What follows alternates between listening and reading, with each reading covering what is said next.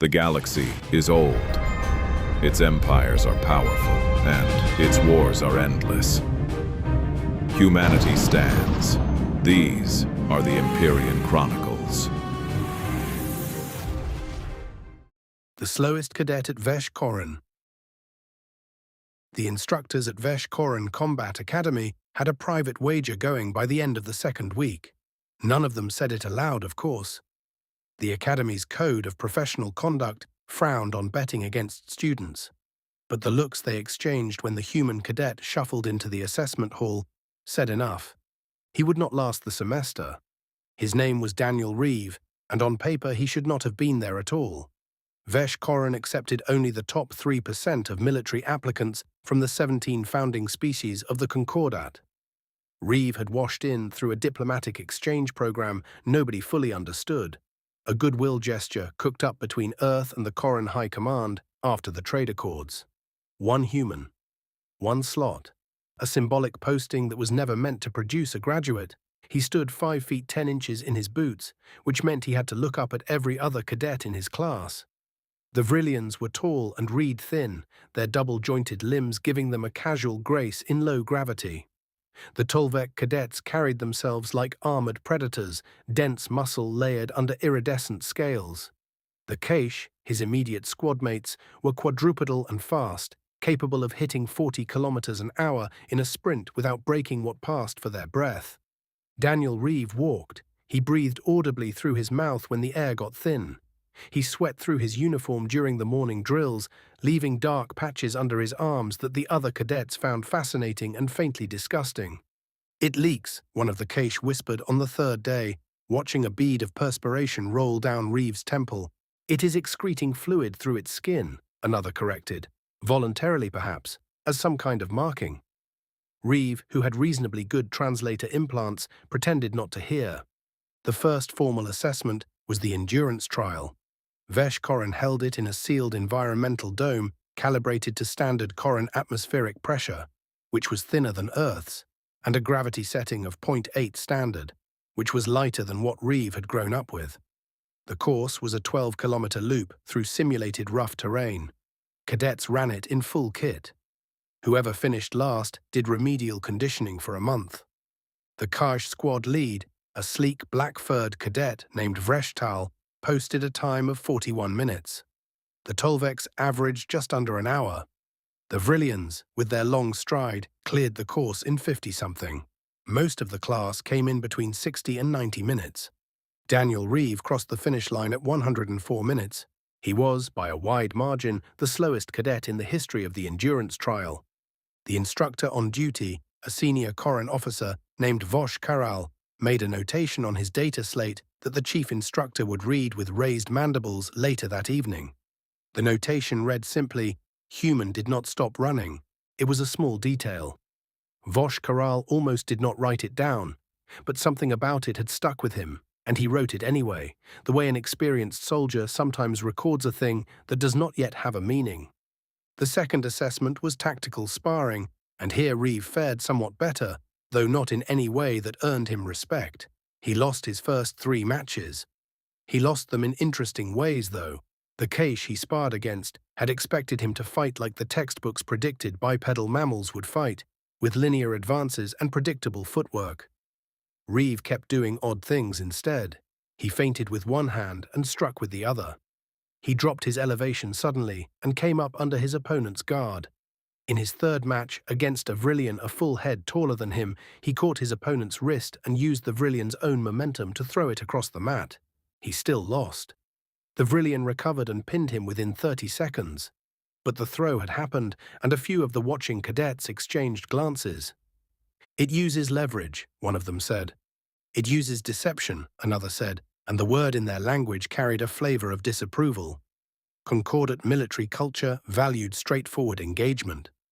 Trickery in single combat was considered something close to dishonor, the resort of those too weak to fight properly.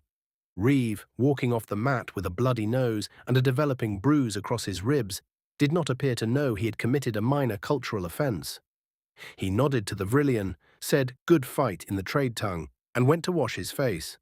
That evening, alone in his quarters, He opened a journal he kept in his own private cipher and wrote 3 lines. They telegraph everything. They fight like it's a duel. They do not understand what a fight is. Then he closed the journal and went to sleep. The cultural friction got worse before it got better.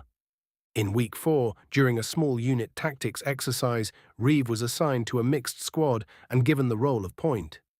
The exercise simulated a hostile patrol through dense forest terrain.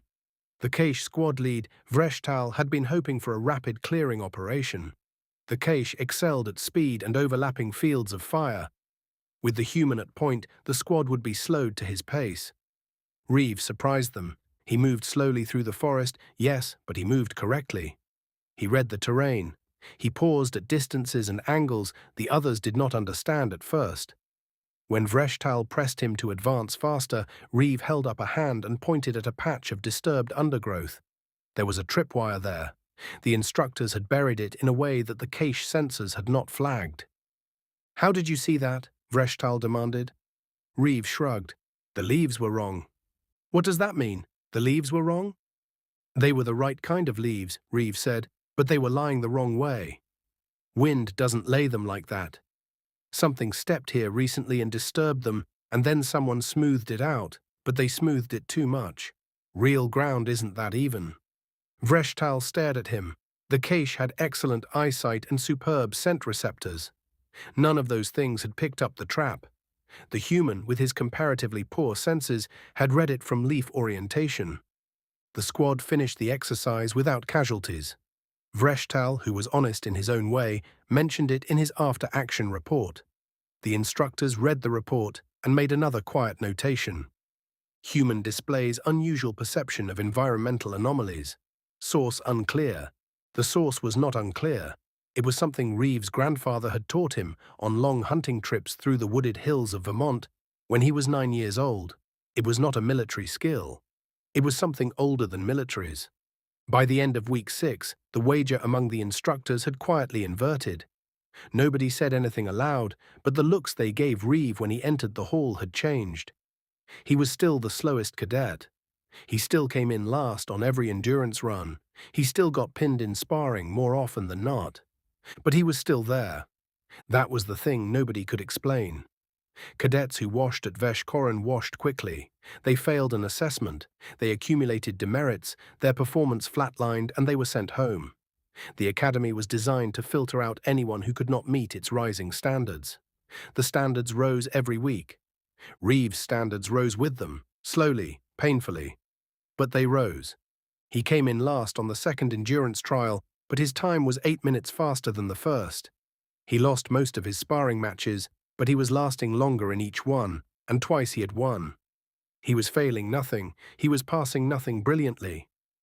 He was simply relentlessly refusing to be removed. In week 7, a Tolvek cadet named Khaesh Vol cornered him in the mess hall. Khaesh Vol was the top-ranked cadet in the class, a brilliant tactician and a physically imposing creature whose scales had the dull green of a veteran combat operator. He was not cruel. He was simply curious, in the way that apex predators are sometimes curious about smaller creatures that refuse to behave as prey. "Reeve," Khaesh Vol said, settling his bulk across from the human at the long mess table, "may I ask you something?" "Sure." "Why are you still here?"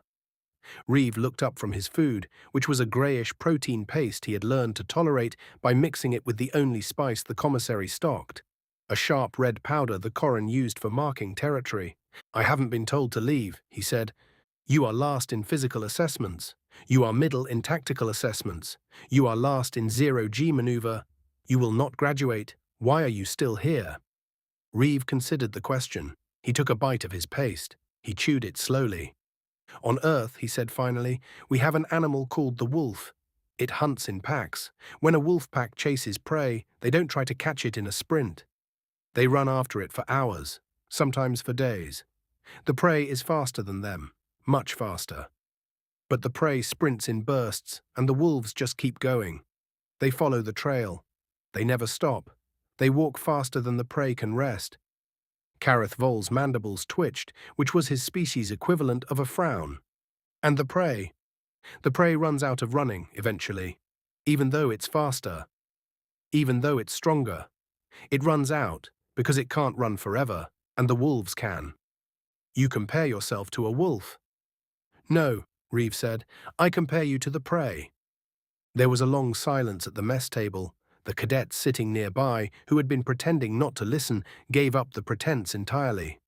Kareth Vol's scales darkened in a way that, among Tolveks, indicated either anger or amusement, and it was sometimes hard to tell which.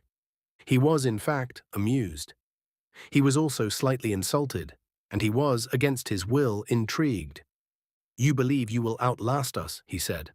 I believe, Reeve said carefully, that I am the only cadet in this academy who has been training his entire life for the part of war that comes after everyone is tired. He went back to his food. Kareth Vol watched him for a long moment. Then he stood up and left the mess hall without another word. That night, in his quarters, he opened his own journal and made an entry of his own. Be careful with the human, he is not what he appears. The midterm exercise was the real test. Vesh Korren held a single combined arms scenario at the midpoint of every term. The exercise lasted a full standard week.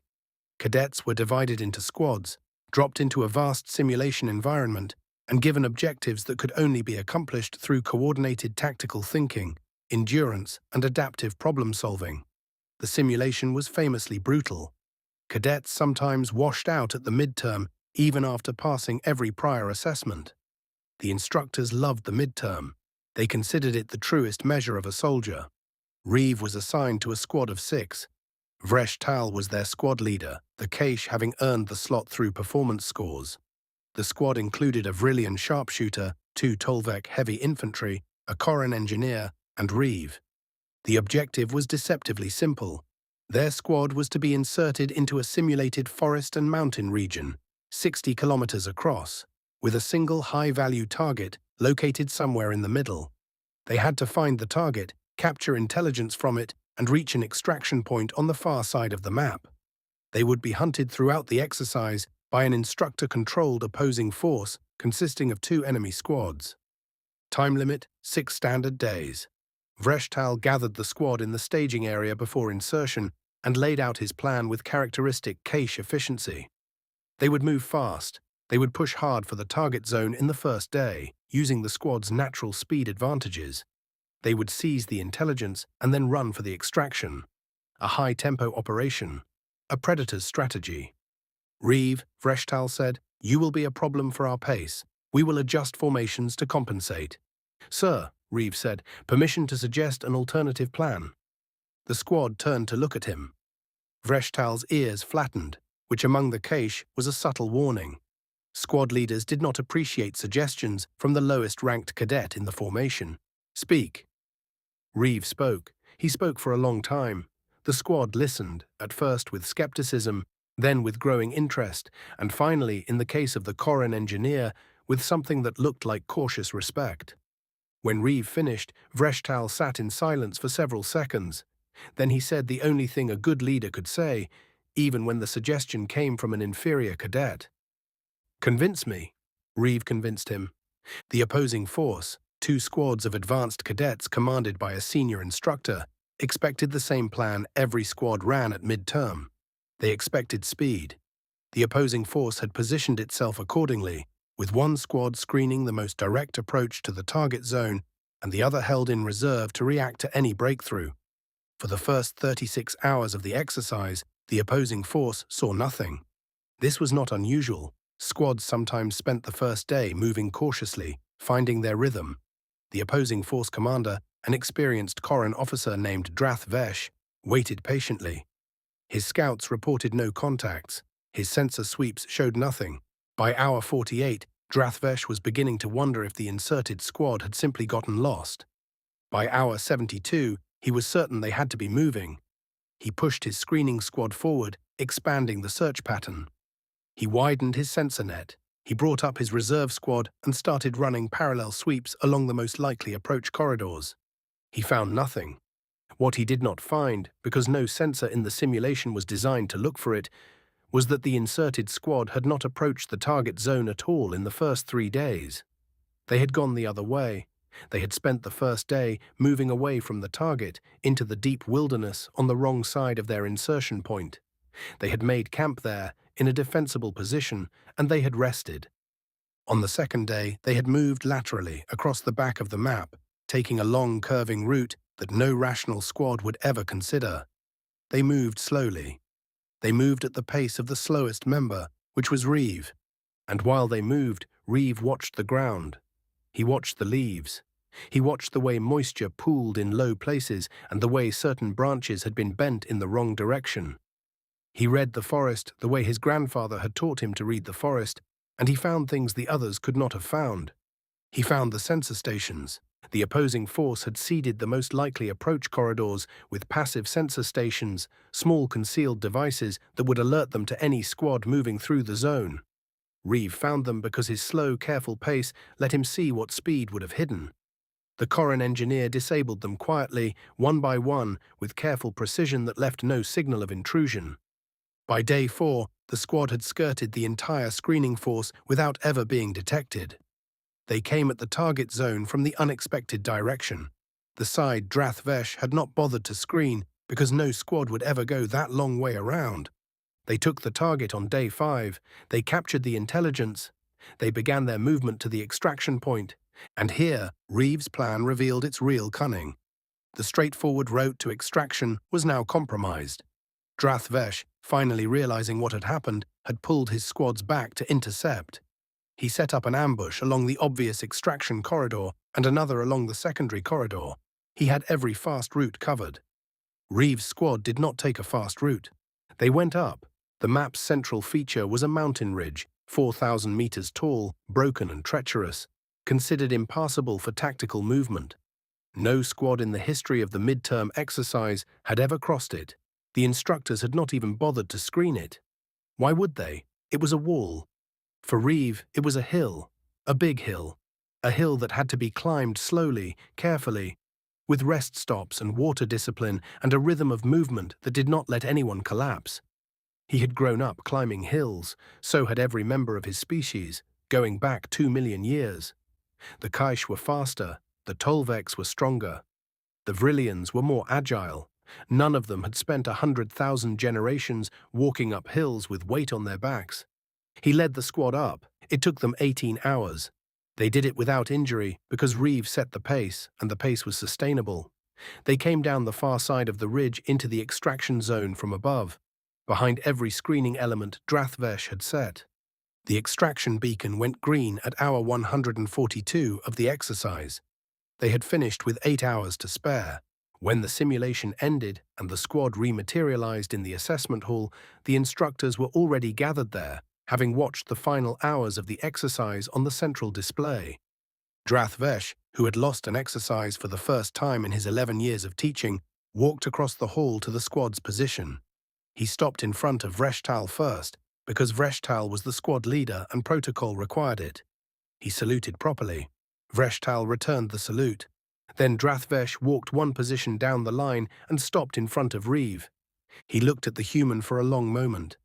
Reeve looked back, exhausted, his uniform stained with sweat and forest dirt and the scrapes of an 18-hour mountain crossing. "You took the slow road," Drath Vesh said. "Yes, sir." "Why?" Reeve thought about the question. He thought about his grandfather. He thought about the wolves. He thought about all the things that had gotten him through the first weeks of the academy, when every instructor and cadet had assumed he would fail, and all the long evenings he had spent thinking about why he was actually there. "Sir," he said, "every species at this academy is faster than mine. Every species is stronger. Every species has better senses. If I tried to fight you on your terms, I would lose. I would lose in sparring, and I have, and I would lose in a sprint, and I have, and I would lose in a head-on tactical engagement, and I would.